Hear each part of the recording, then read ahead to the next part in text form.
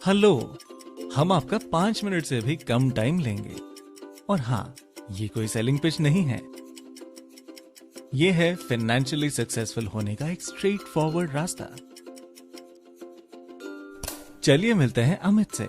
अमित एक private company में काम करते हैं और अपनी फैमिली में अकेले कमाते हैं। हर आदमी की तरह उनके भी कुछ सपने हैं, जैसे चिल्ड्रंस एजुकेशन, नया घर और फ्यूचर की प्लानिंग। मंथ एंड आने के बाद अमित को 5,000 रुपए की सेविंग होती है। ऐसे में चलिए देखते हैं और समझते हैं कि अमित के लिए बैंक में इन्वेस्टमेंट अच्छा होगा या इंश्योरेंस में इन्वेस्टमेंट बेहतरीन है। फर्स्ट सिनेरियो में अमित 10 साल के लिए हर महीने 5,000 रुपए बैंक अकाउंट में जमा करते हैं। हम इन 10 सालों को इन्वेस्टमेंट पीरियड कहते हैं। मानिए अमित अपने पैसे नहीं निकालते हुए अगले 10 साल तक बैंक अकाउंट में रहने देते हैं। हम इन एडिशनल 10 सालों को वेटिंग पीरियड कहते हैं। इसलिए 20 साल बाद उनके पास 6 लाख रुपए प्लस इंटरेस्ट होगा। चलिए दूसरे सिनेरियो में देखते हैं कि अगर अमित अपने सेविंग्स बैंक में ना डिपॉजिट करके इंश्योरेंस अकाउंट में डिपॉजिट करते हैं तो क्या होता है।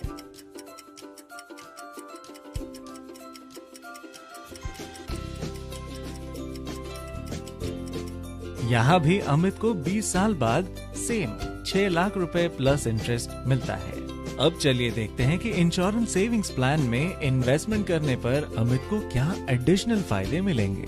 इन 20 सालों के दौरान किसी भी समय अगर अमित को एक गंभीर बीमारी हो जाती है और उसकी कमाई बंद हो जाती है तो बैंक अमित की मदद करने के लिए कुछ भी नहीं देगा, बल्कि दूसरी तरफ अमित के परिवार को अपने सेविंग से पैसे को इस्तेमाल करने के लिए निकालना पड़ सकता है। अब देखते हैं कि इंश्योरेंस सेविंग्स प्लान से अमित को क्या फायदे होंगे। यदि इन्वेस्टमेंट पीरियड के दौरान किसी भी समय अमित को एक गंभीर बीमारी हो जाती है और अमित पैसे नहीं कमा पा रहे हैं तो इंश्योरेंस कंपनी बचे हुए इन्वेस्टमेंट पीरियड के लिए अमित की ओर से 5,000 रुपए उसके अकाउंट में डिपॉजिट करेगी।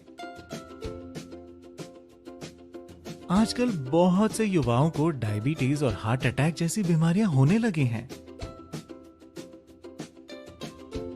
अगर अमित को एंजियोप्लास्टी या किडनी ट्रांसप्लांट जैसे किसी बड़े इलाज की जरूरत पड़ती है तो उसके लिए उसे पहले अस्पताल में भर्ती होना पड़ेगा।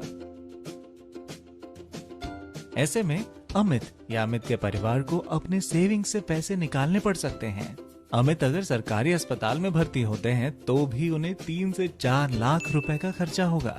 लेकिन अगर अमित के पास इंश्योरेंस सेविंग्स प्लान है और 20 साल के इस पूरे समय के दौरान कभी भी अमित अस्पताल में भर्ती होते हैं और उन्हें किसी सर्जरी की जरूरत होती है तो इंश्योरेंस कंपनी द्वारा उन्हें अस्पताल में भर्ती होने और सर्जरी के खर्च मिलाकर कुल 4.5 लाख रुपए तक हर साल कवर दिया जाएगा। अगर इस दौरान किसी भी समय साधारण स्थिति या दुर्घटना के कारण अमित की मौत होती है तो उसके परिवार वाले केवल उस समय तक के उसके बैंक खाते में जमा किए हुए पैसे को ही निकाल पाएंगे। क्योंकि अमित अपने परिवार में अकेले कमाने वाले थे, इसलिए उनके परिवार वालों को अपनी इच्छाओं से समझौता करना पड़ सकता है। लेकिन अगर अमित के पास इंश्योरेंस सेविंग्स प्लान है तो उनके परिवार को 12 लाख रुपए प्लस इंटरेस्ट नेचुरल कारणों से गुजर जाने पर और 18 लाख रुपए प्लस इंटरेस्ट दुर्घटना से गुजर जाने पर प्राप्त होगा।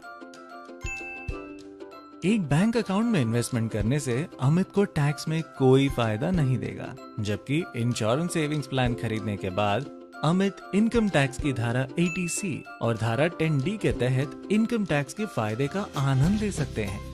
अब देखिए, जब इनपुट सेम टू सेम है लेकिन बेनिफिट्स इंश्योरेंस इन्वेस्टमेंट में ज्यादा है तो आपके हिसाब से अमित को ये अमाउंट कहाँ इन्वेस्ट करना चाहिए, बैंक में या इंश्योरेंस में? सही जवाब होगा इंश्योरेंस में।